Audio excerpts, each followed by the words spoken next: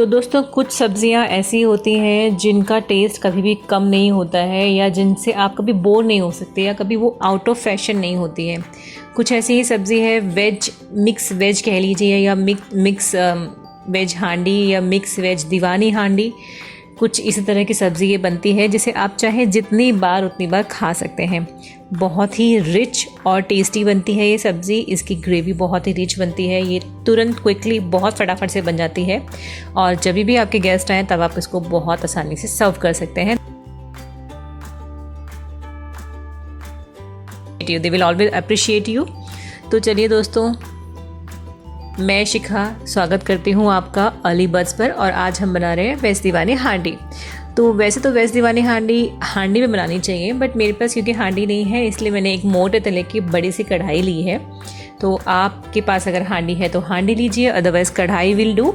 तो कढ़ाई में 2 चम्मच तेल डालकर मैंने 15 से 20 काजू सौटे कर लिए हैं और उनके होने के बाद मैंने डाला है एक बड़ा कटा हुआ मोटा कटा हुआ प्याज, उसे भी सौटे कर लिया है।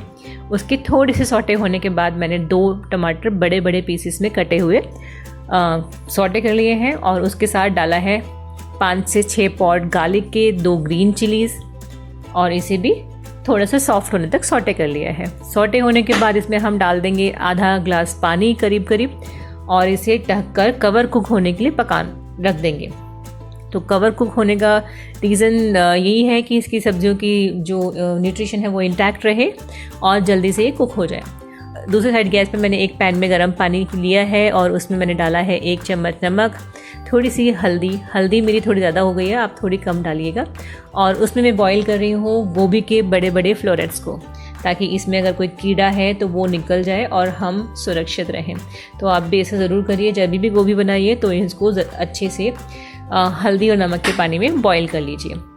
तो चलिए हमारा मसाले वाली सब्जियों को देखते हैं अब उनकी क्या सिचुएशन है। ये गल चुकी हैं अच्छी तरह से। अब हम इन्हें निकाल कर किसी बड़े प्लेट में ठंडा होने के लिए रख सकते हैं या किसी बड़े बॉल में आप निकाल लीजिए। ये पानी हमें नहीं फेंकना है, इसका पानी हमारे लिए ग्रेवी बनाते समय बहुत काम आने वाला है। ठंडी होने के बाद मैंने इसको मिक्सर ग्राइंडर में डाल दिया है और पानी साथ में लिया है। अब वापस से उसी कढ़ाई को थोड़ा सा धोकर मैंने डाला है उसमें 2 चम्मच करीब तेल और उसमें बड़ी बड़ी कटी हुई प्याज और कैप्सिकम डाल के थोड़ा सा सौटे करेंगे। साथ में डाल देंगे 1 कटोरी करीब आलू, एक मीडियम साइज़ का बड़ा पीसेस में कटा हुआ प्याज, थोड़ी सी बीन्स, फ्रेंच बीन्स और वो हमारे बॉईल किए हुए फूल गोभी के पीसेस। इसे हम ऑयल में कोट करके अच्छी तरह से थोड़ा सा सौटे करके कुक होने के लिए रख देंगे। अगेन हम कवर कुक करेंगे, रीज़न बीइंग द सेम, ताकि इसकी न्यूट्रिशन इंटैक्ट रहे और ये कुकिंग जल्दी से हो जाए। तो देखिए दोस्तों, ऑलमोस्ट 7 से 8 मिनट के बाद मेरी ये सब्जियां 85% तक पक चुकी हैं। अब मैं इसमें फ्रोज़न ग्रीन पीस डाल रही हूँ। आप अगर फ्रेश पीस यूज़ कर रहे हैं तो बाकी सब्जियाँ जब आपने डाली हैं तभी उसी समय डालें ताकि वो सॉफ्ट हो जाए। तो बस इसको मिलाकर मिक्स कर अच्छी तरह से 2 मिनट के लिए और मैं कवर कुक करूँगी। 2 मिनट में ये मटर हमारी अच्छी तरह से पक जाएगी। 2 मिनट हो चुके हैं। देखिए सब्जियां सारी जितनी हमें चाहिए, मतलब 90% तक पक चुकी हैं।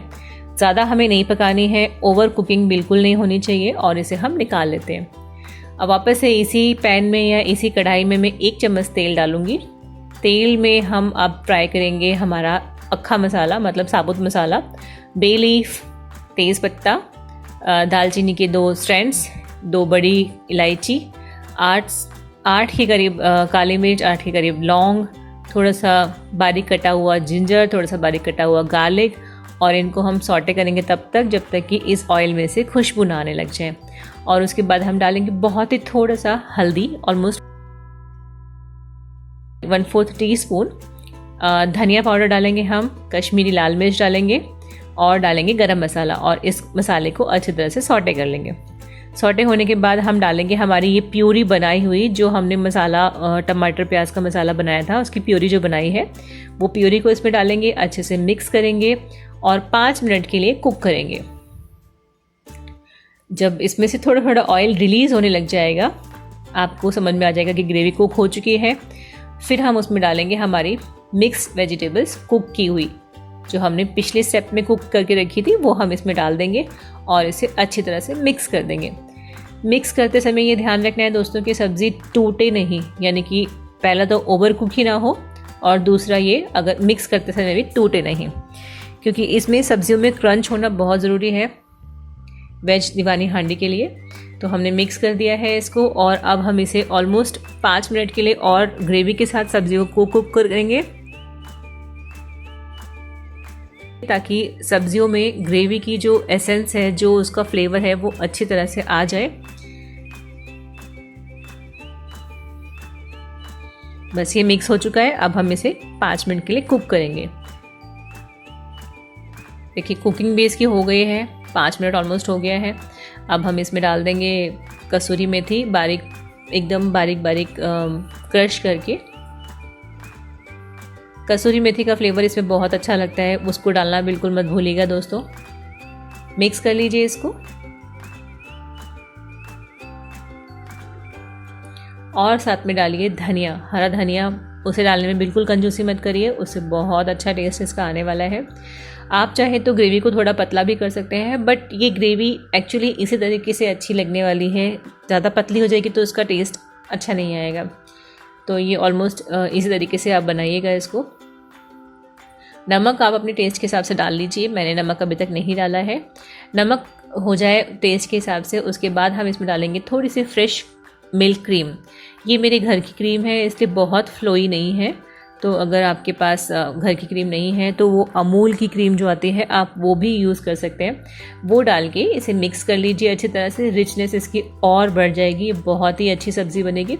अगर आपके घर में गेस्ट अचानक से आ गए हैं तो ये सब्जियां तो ऑलमोस्ट हर घर में मिल जाती हैं।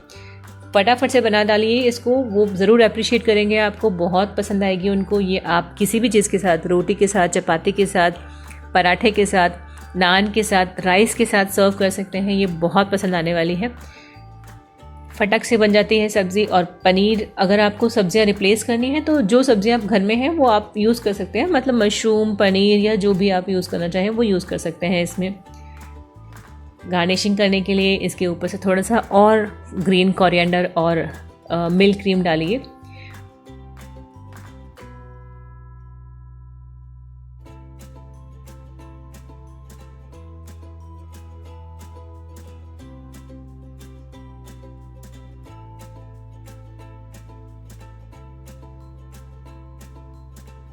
अनियन की लच्छों के साथ इसको सर्व करके, चपाती के साथ मैंने सर्व किया है।